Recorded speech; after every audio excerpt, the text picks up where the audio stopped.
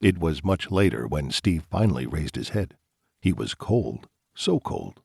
He rubbed his arms briskly and stopped suddenly. Something had moved by the door. The young cop saw a patch of darkness, darker than the shadows around it. He reached for the desk lamp with a trembling hand and pulled its chain, spilling light into the doorway. He looked over and felt all strength leave him.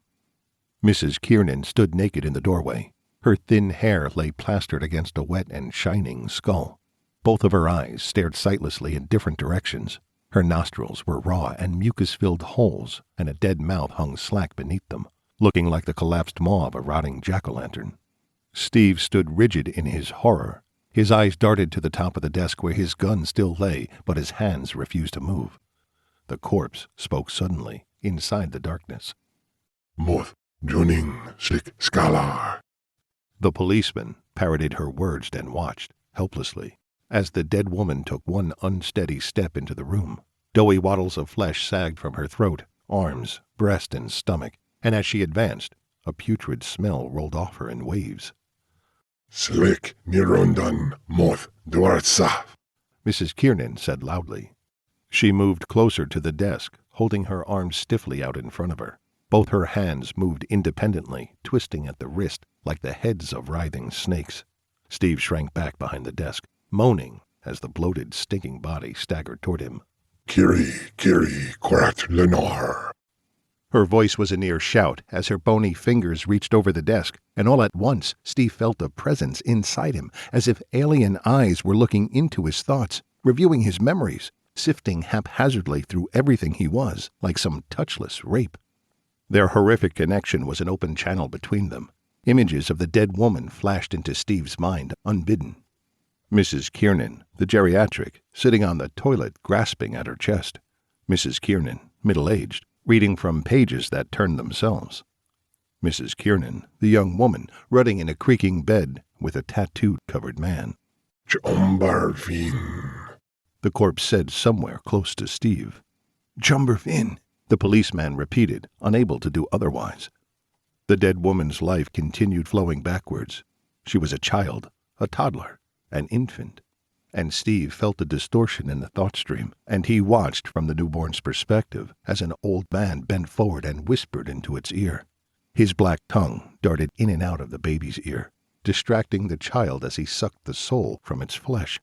The old man began speaking, using words Steve now recognized as well as his own name, and he understood all they meant. Moth, Juning, Slick, Scalar, Nirundan, Moth, Dwarsaf, Kiri, Quit, Lenar, Quit, Peron, Jumbarvin. Your shell is my home. My body is your tomb. I become what you are, and you will forever be what I was. Jumbarvin, shouted the ancient body thief. One free in life. Chadinstar Mort. One trapped in death. Something hissed, pulling Steve out of his trance. He opened his eyes and watched the dead woman lunge for him across the desk. The cop snatched up his gun and shoved back, tripping over the chair and crashing onto the floor. Above him, the creature that had stolen Mrs. Kiernan's body a lifetime before cried out its rage and slammed its fingers onto the desktop where Steve had been. Frantically, he crab-walked backward, and the monster pursued him, crawling across the desk and pushing books ahead of it as it moved. The paperweight slid off one corner and shattered on the floor, spraying Steve with 1,000 glass missiles. The rookie raised his gun with both hands and squinted against the glare of the desk lamp. His attacker leaned over the edge and eclipsed the light as if taking center stage. It smiled hideously down at him. "Got any questions, Rook?" it said in the voice of Steve's sergeant. The officer took aim and saw the dead thing hold one hand up between his gun sights. Chadinstar Mort, it grated. Steve started to pull the trigger, then wheeled in sudden vertigo. For a moment his vision doubled, and when it cleared, the creature he was aiming at was gone.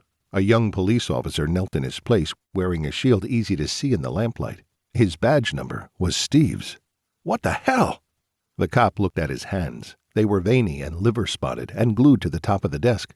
He raised one to his face and felt what was there as the cop beneath him raised his weapon and grinned up at him. To keep listening to this audiobook, I've left you a link in the description so you can do it.